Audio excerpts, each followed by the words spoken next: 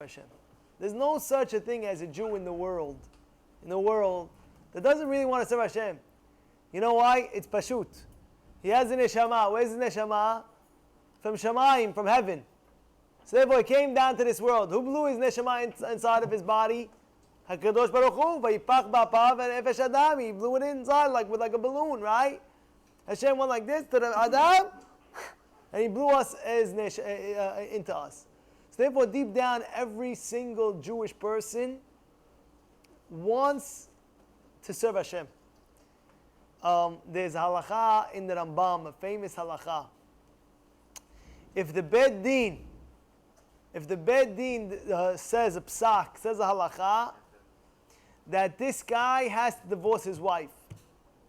First of all, divorce is a Hurban Beit HaMikdash. It says in the Masech Gittin. It's like a mamish, like a ruination of the Beit HaMikdash Kivyachol. Meaning to say a family's kedusha got ruined. So he says over there, if they gave a psak, the Beit Din gave a psak, that he has to divorce his wife, and he says, no, I'm not going to give the get. I don't want.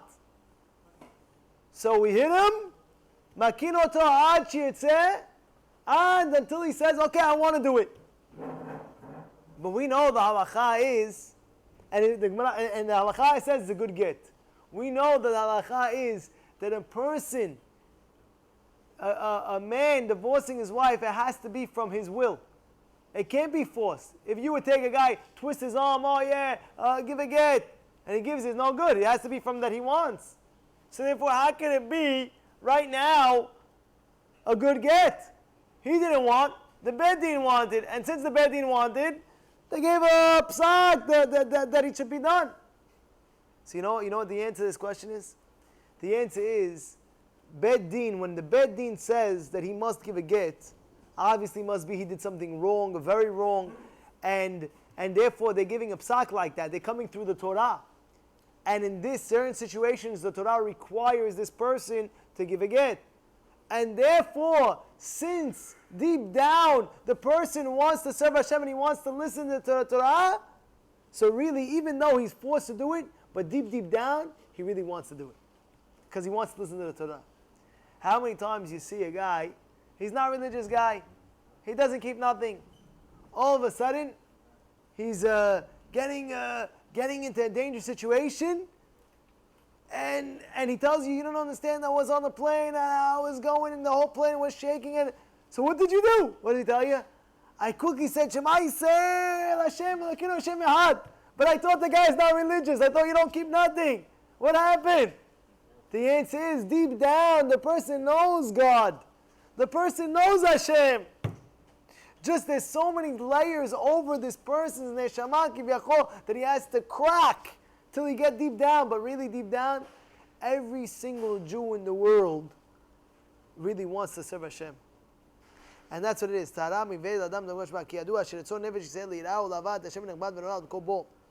have good news for you.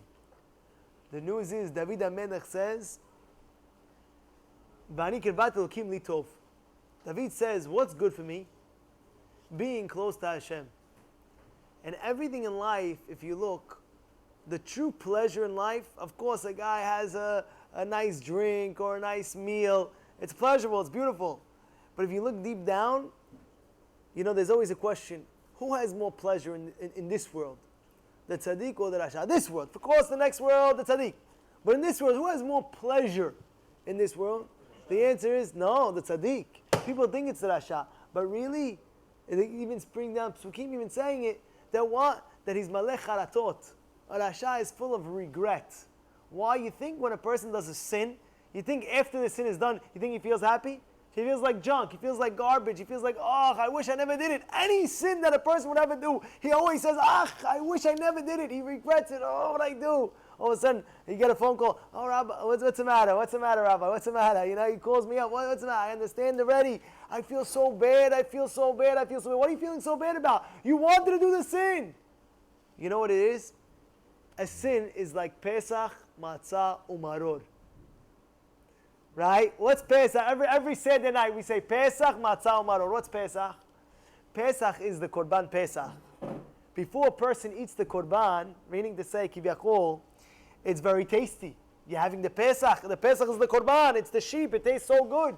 When a person does an avon, it's like that.